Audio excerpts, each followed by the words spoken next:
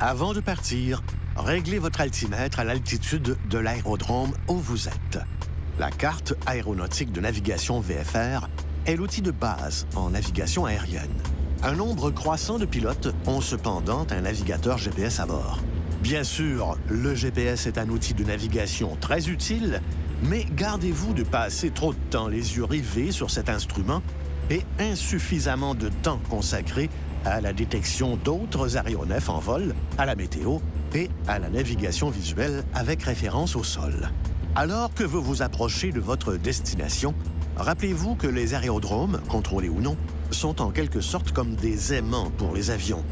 D'autres aéronefs s'en approchent ou s'en éloignent ou circulent au sol. Certains volent à faible altitude et à basse vitesse. D'autres volent occasionnellement à des altitudes qui n'offrent pas la meilleure visibilité aux pilotes.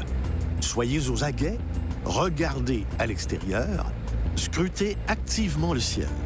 Faites des pauses tout en balayant l'espace des yeux pour augmenter vos chances de repérer des mouvements à proximité dans votre champ de vision périphérique. Rappelez-vous toutefois que cette astuce ne fonctionne pas quand un autre aéronef s'approche directement vers vous. Planifiez votre arrivée à destination à un minimum de 500 pieds au-dessus du circuit si l'espace aérien le permet. Certains aérodromes, tout particulièrement ceux qui sont situés en milieu urbain, doivent être survolés à une altitude inférieure afin de ne pas interférer avec l'espace aérien contrôlé plus haut. Consultez votre VNC à cet effet. Durant votre inspection de l'aérodrome du Haut-Désert, déterminez les côtés vent debout et vent arrière du circuit en observant la piste en service. N'assumez pas que la piste en service soit nécessairement la piste la plus adéquate pour atterrir. Référez-vous à la manche avant pour confirmer cette information. Il arrive parfois que les pilotes dans le circuit n'aient pas remarqué que le vent ne favorise plus la piste initialement choisie. En pareille circonstance, vous devrez vous assurer que la piste soit suffisamment longue et que le vent de queue ne soit pas trop prononcé pour effectuer un atterrissage sécuritaire. Sinon, attendez le moment opportun pour atterrir avec vent de face. S'il n'y a pas de trafic dans le circuit, ce sera à vous de déterminer quelle est la piste qui fait face au vent et comment vous en effectuerez l'approche en sécurité. À cette étape, vous devriez déjà savoir s'il s'agit d'un circuit à gauche ou à droite. Lorsque vous survolez la piste, vérifiez l'état de sa surface et repérez tout obstacle et débris. Soyez aussi à l'affût de véhicules ou d'animaux qui pourraient se trouver en bordure de la piste et qui pourraient s'y diriger. Effectuez votre descente à l'altitude du circuit du côté vent debout avant de franchir la piste à mi-terrain pour rejoindre l'étape du vent arrière à mi-chemin.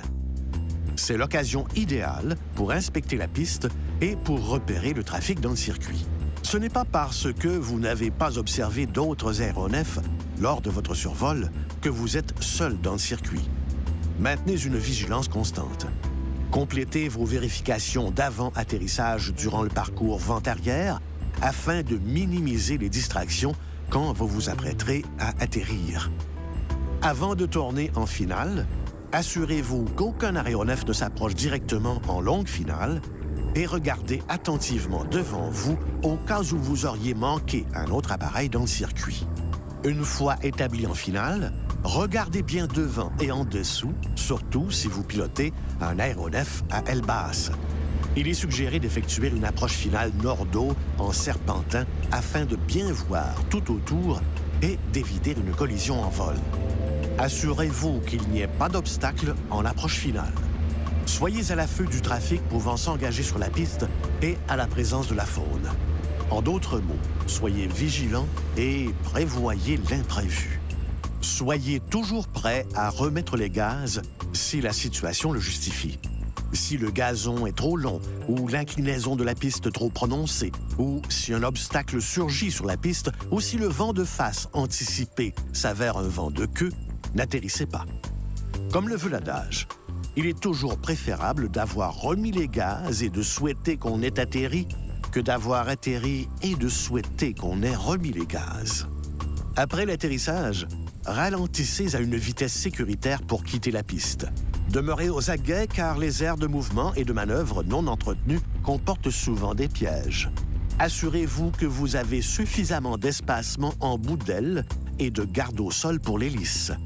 Ne vous contentez pas de simplement observer l'hélice et le bout des ailes, anticipez leur déplacement.